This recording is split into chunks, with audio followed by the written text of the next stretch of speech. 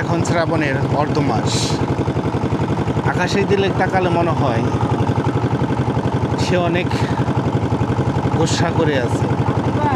মনে হয় যে তার বুকে অনেক কষ্ট, হয়তোবা তার এই কষ্টই ঝুম বৃষ্টি হয়ে নামতে পারে। অনেকদিন পরে নৌকা ভ্রমণে বের হয়েছি। ভয় হচ্ছে আকাশের দিকে তাকিয়ে, যদি কখনো তার রাগ ঢেলে তার কষ্টগুলো অশ্রুসিক্ত হয়ে বৃষ্টি হয়ে ঝরে নামে, তাহলে ভিজা ছাড়ার কোনো উপায় নেই।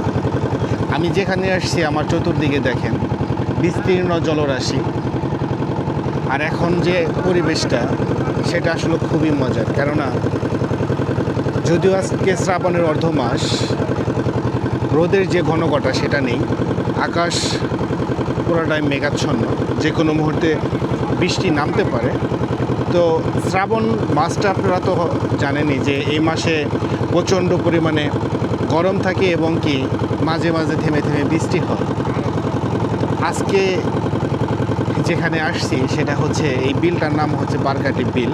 এটা টাঙ্গাইল জেলার বাসাইলে অবস্থিত।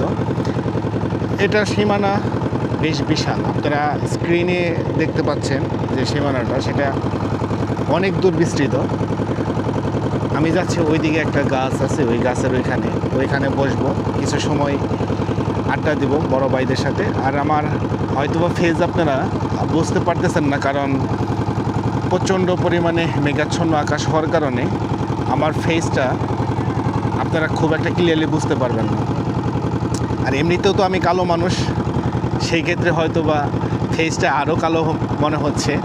তো এটা নিয়ে আমার তো আসলে কিছু বলার নেই। তবে আমি যেখানে আসছি, এখানে আসার পূর্বে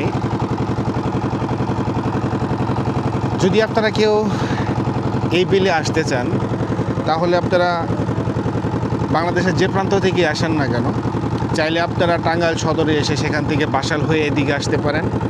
আর না হয় আপনি মির্জাপুর উপজেলা থেকে উত্তর দিকে যে রাস্তাটা আছে সেইটা ধরে আপনারা এই জায়গাতে আসতে পারেন। যদি আপনারা বিকেলবেলাতে এই জায়গাতে আসেন, তাহলে এইখানকার যে আবহাওয়াটা সেটা আপনাকে অবশ্যই মুগ্ধ করবে। শুধু মুগ্ধ করবেন না, আপনার মনে যদি কোনো কষ্ট থাকে, আমার বিশ্বাস যে আপনারা এই জায়গাতে আসার সাথে সাথে সেই কষ্টটা ভুলে যাবেন। বাংলা মাস আসার চলে গেছে, শ্রাবণের ঘনঘটা। আকাশের দিকে তাকালে মনে হয় মেঘ এমনভাবে আকাশটাকে চাপিয়ে ধরেছে, মনে হয় যে অনেক বড় গুসা করেছেন উনি। যে কোনো মুহূর্তে ঝুম বৃষ্টি আকারে ঝরে পড়তে পারে। তো আজকের এই আকাশটা দেখে মনে হচ্ছে যে বাংলার একটা গান আছে, ডিফারেন্ট ব্র্যান্ডের, মেজবা সাহেব গানটি গেয়েছিলেন, শ্রাবণের মেঘগুলো জড়ো হলো আকাশে। তো সেই গানটার কথা খুব মনে পড়তেছে। যদি গানের গলা ভালো থাকতো তাহলে হয়তোবা গলা ছেড়ে গানটা ধরতাম। আমরা যে নৌকাটা নিয়ে আসছি সেক্ষেত্রে দেখেন একটা দড়ির মাধ্যমে গাছের একটা ভাঙা ডালে নৌকাটাকে বাঁধা হয়েছে। আর এখানে যে ফিলটা পাচ্ছি সেটা আসলে এতটাই শান্ত, আর কি বলবো, যে এত পরিমাণ বাতাস আসতেছে, আমার কাছে মনে হচ্ছে যে এখানে আমি সারাক্ষণ বসে থাকি। তো আপনারা যদি কখনো এখানে আসতে চান আসতে পারেন, আর আপনারা আসলে অবশ্যই বুঝতে পারবেন যে এখানে পরিবেশটা কত সুন্দর। চারিদিকে যত দূর আপনার দৃষ্টি যাবে শুধু পানি আর পানি। এটা আসলে খুবই ভালো লাগার একটা জায়গা। এখানে আসার সময় আপনারা যে নৌকা নিয়ে আসেন না কেন, ভাড়াটা অবশ্যই বলে আসবেন।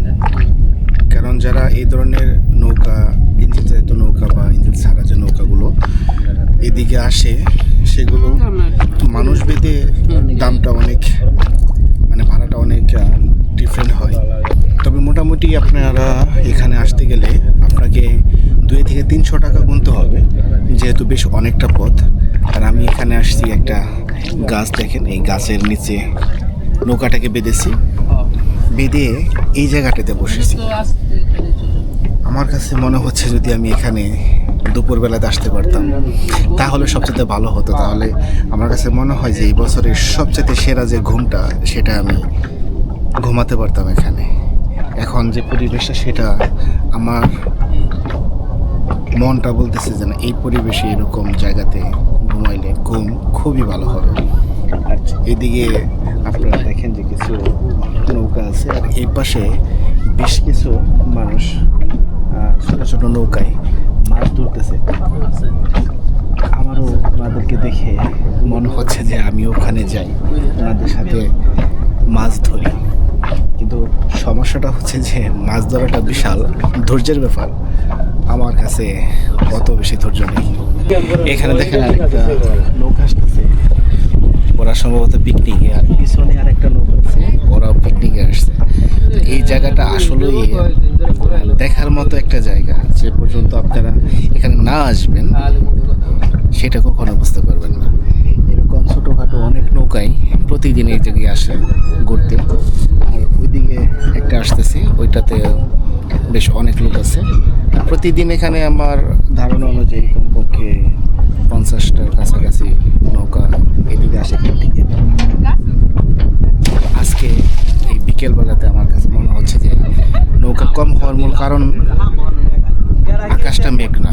আকাশ মেঘলা হওয়ার কারণে এখানে অনেকটাই কম।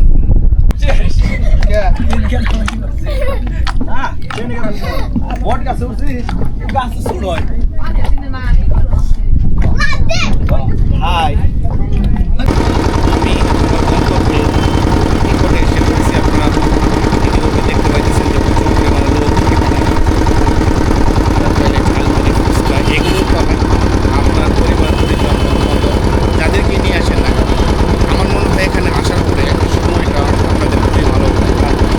এই রিসোর্টটার নাম হচ্ছে শিমুলতলি রিসোর্ট, যেটা পাথরঘাটা বাজারের এরিয়াতে এবং তরফপুর গ্রামের অন্তর্ভুক্ত। এখানে আসার পরে আপনারা এখানকার যে সৌন্দর্য সেটা অনুভব না করে যাবেন না, আর চেষ্টা করবেন নৌকাতে ঘোরার জন্য। আর যে বিলে আমি গিয়েছিলাম সেই বিলটা অবশ্যই দেখার চেষ্টা করবেন, যাতে করে আপনারা সেইখানকার যে সৌন্দর্য সেটাও উপভোগ করতে পারেন এবং সেইখানকার যে আনন্দটা সেটাও নিতে পারেন। এখানকার যে মহলটা সেটা আসলে দেখার মতো একটা মহল। আর পরিবেশটা তো বুঝতেই পারতেছেন, একদমই শান্ত একটা পরিবেশ।